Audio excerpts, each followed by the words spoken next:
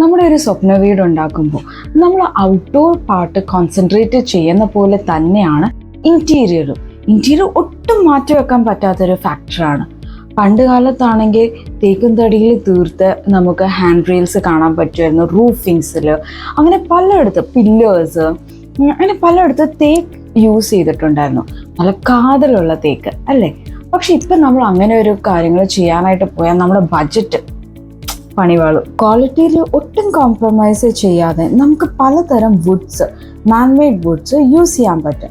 അതെന്തൊക്കെയാണെന്നൊന്ന് നോക്കിയാലോ. Particle board, MDF, HDF, HDHMR, PVC board, WPC board, marine plywood, ഈ പറഞ്ഞ എല്ലാം നമുക്ക് അവൈലബിൾ ആയിട്ടുണ്ട്. പക്ഷെ ഇതിൻ്റെ ഡിഫറൻസസ് എന്താണ്? ഇതിൽ ഏതാണ് നല്ല ക്വാളിറ്റി? ഇത് എങ്ങനെയാണ് നമ്മൾ പ്രൂവ് ചെയ്യുക? ടെസ്റ്റ് പ്രൂവൻസ് എന്തൊക്കെയാണ്? അപ്പോൾ അതൊക്കെ എല്ലാവർക്കും അറിയണമെന്നില്ല. ഞാൻ ചിലതിൻ്റെ ഡെമോ കാണിച്ചു തരാം, ചിലത് ഞാൻ പറഞ്ഞു തരാം. ഈ ഇരിക്കുന്നതാണ് പാർട്ടിക്കിൾ ബോർഡ്. പാർട്ടിക്കിൾ ബോർഡ് ഇത് ലാമിനേറ്റഡ് പാർട്ടിക്കിൾ ബോർഡാണ്. നമുക്ക് റോ ടൈപ്പും അവൈലബിൾ ആയിട്ടുണ്ട്, എന്ന് വെച്ചാൽ ലാമിനേഷൻ ഇല്ലാത്ത ബോർഡ് അതും നമുക്ക് അവൈലബിൾ ആയിട്ടുണ്ട്. പക്ഷെ നമ്മൾ ഫർണിച്ചറൊക്കെ കൂടുതൽ യൂസ് ചെയ്യുന്നത് ലാമിനേറ്റഡ് പാർട്ടിക്കിൾ ബോർഡിലാണ്. ഓക്കെ, അപ്പം ഈ വെളിയിലുള്ള കളേഴ്സ് നമുക്ക് ഡിഫറെൻ്റ് ആയിട്ട് അവൈലബിൾ ആയിട്ടുണ്ട്. ഇപ്പോൾ ഇവിടെ നോക്കുകയാണെങ്കിൽ നമുക്ക് ഗ്രേ ഉണ്ട്, ബ്രൗൺ ഉണ്ട്, ബ്ലാക്ക് ഷെയ്ഡ് ഉണ്ട്, പിന്നെ ടീക്ക് കളർ ഷെയ്ഡ് അതുണ്ട്, പിന്നെ എന്താ പറയുക വൈറ്റ് ഷെയ്ഡും ഉണ്ട്. അപ്പോൾ ഇങ്ങനെ പല ടൈപ്പ് ഓഫ് ലാമിനേഷൻ്റെ കളേഴ്സ് നമുക്ക് പാർട്ടിക്കിൾ ബോർഡിനകത്ത് മാർക്കറ്റിൽ അവൈലബിൾ ആയിട്ടുണ്ട്. ഇത് നിങ്ങൾ ക്ലോസ് ആയിട്ടൊന്ന് വാച്ച് ചെയ്യുകയാണെങ്കിൽ അറിയാൻ പറ്റും, ഇത് മൾട്ടിപ്പിൾ ഓഫ് വുഡ് ചിപ്സ് കൊണ്ടിട്ടാണ് പാർട്ടിക്കിൾ ബോർഡ് അച്ഛൻ ഉണ്ടാക്കിയേക്കുന്നത്. അപ്പോൾ ഈ വുഡ് ചിപ്സ് ഒക്കെ നമ്മുടെ സിന്തറ്റിക് റെസിനുമായിട്ട് അല്ലെങ്കിൽ ഇത് കമ്പൈൻ ചെയ്യാൻ പറ്റുന്ന ഗ്ലൂ ആയിട്ട് കമ്പൈൻ ചെയ്തിട്ട് ഇതൊരു ഫ്ലാറ്റ് സർഫേസിനകത്ത് സ്പ്രെഡ് ഔട്ട് ചെയ്തിട്ട് ഇത് പ്രസ്സാണ് ചെയ്യുന്നത്. ഇതെല്ലാം കൂടെ പ്രസ് ചെയ്യുമ്പോഴത്തേക്കും ഇങ്ങനത്തെ ഒരു ബോർഡ് നമുക്ക് ഉണ്ടായി കിട്ടും. ഈ പാർട്ടിക്കിൾ ബോർഡ് പല പേരിൽ മാർക്കറ്റിൽ അവൈലബിൾ ആയിട്ടുണ്ട്.